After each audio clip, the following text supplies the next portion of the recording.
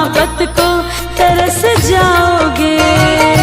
तुम मेरे बाद मोहब्बत को तरस जाओगे।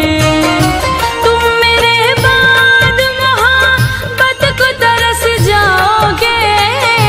तुम मेरे बाद मोहब्बत को तरस जाओगे।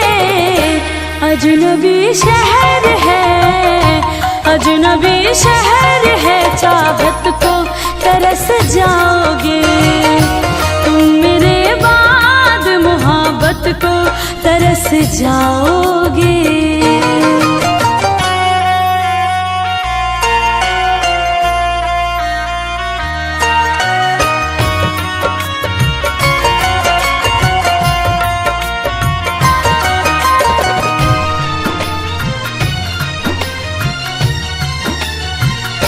मेरी आँखों में आंसू दे के मुस्कुराते हो, ना ही तुम दिल में